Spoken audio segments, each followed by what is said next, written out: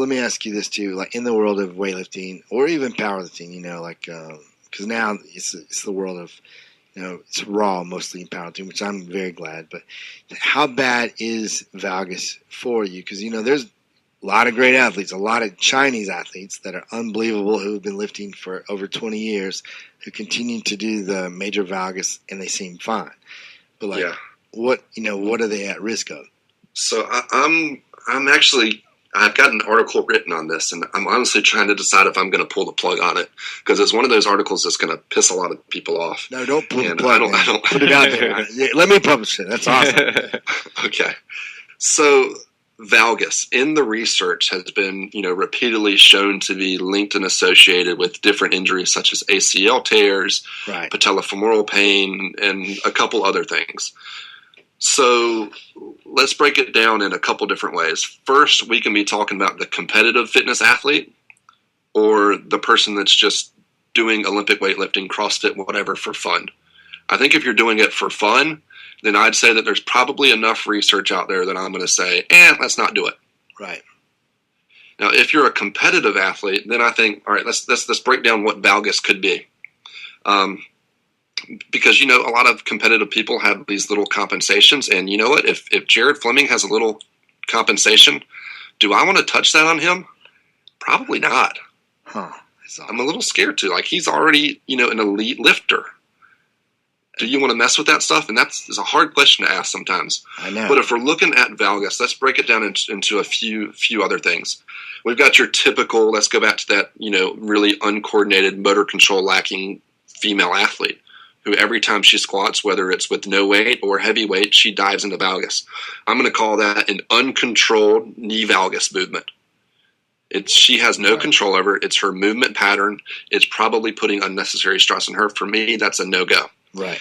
Then you have some people that have an instance where the knees move towards Valgus. So maybe they start with their knee towards the lateral side of their foot and then moves towards the inside but doesn't cross inside the foot.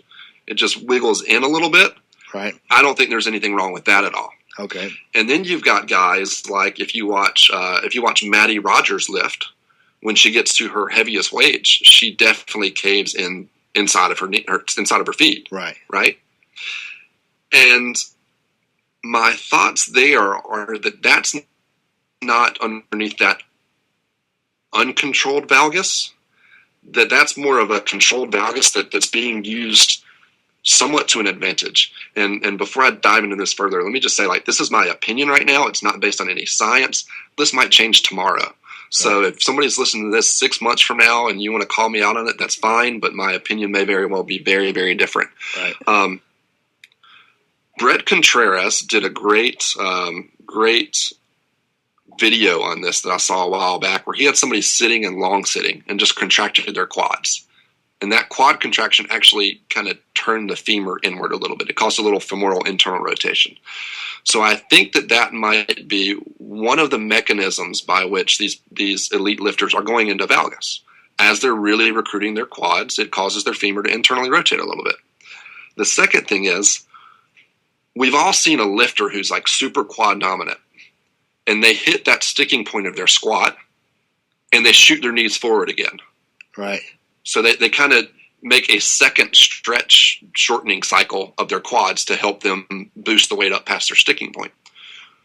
Well, if you go into that little bit of femoral internal rotation and you go into that little bit of knee valgus, that's going to stretch the glutes a little bit again, I think. And I think that might be another way to get for these elite lifters to get a little stretch shortening cycle of the glutes to help propel them upward as well. Oh, wow. I'm working through that, and I'm telling y'all some stuff that I'm like I said, I'm sitting on it because I'm not positive on it. It's just my opinion and my thoughts right now. That's crazy. Brett Contreras has been on the show, and he's a friend of mine. That was a great episode. Thank you very much. And he's a colleague, and I truly respect him. And so it's crazy what you're saying, because, I've got two athletes that come to mind that are elite in weightlifting. I've got Tom Suma, who just competed at the Junior Pan Americans.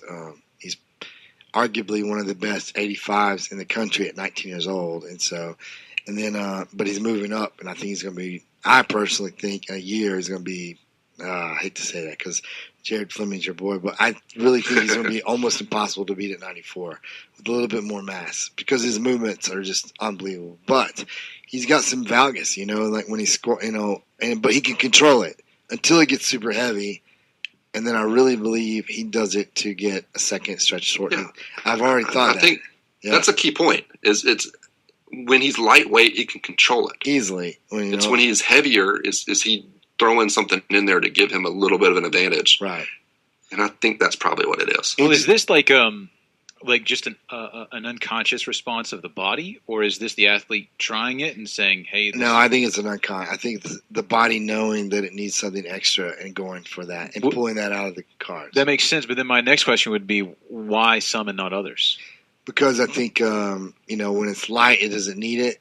Uh-huh. And when it's for lifters, like why would Tom do it another lifter? I don't know. I guess the other lifter doesn't need the compensation. Tom is not. He's not the best squatter in the world. I was just born a great squatter, and then there's guys like Nathan is just a great squatter, and so he doesn't need. You might have particular levers that take advantage of that. Yeah, especially that. And it's another theory. That long femur, I think requires a little bit something extra. Same with I got Hannah Black, who is a great weightlifter, 75 kilo. She's also a junior, and she does the same thing. However, she can control it until you're talking. I think up to 90%, and even at 90%, they're good. But the moment they start to step beyond that, you'll notice it a little bit, and then when you start getting to a max effort, you're going to notice it. They're just trying to get up. And so at that point, whatever the body needs to do, it's going to do. So I don't know, but this is an interesting theory. I would love to see research done on what you're saying, Zach. That would be awesome if somebody could conduct a research study on it and look into it. We might have to reach out to Brett on that and see if he's thought any more on that, because his understanding of biomechanics from a lifting perspective is as good as anybody's. Oh, it's the best, especially when we're talking about the glutes. I mean, he's the glute guy. He's the glute guy. So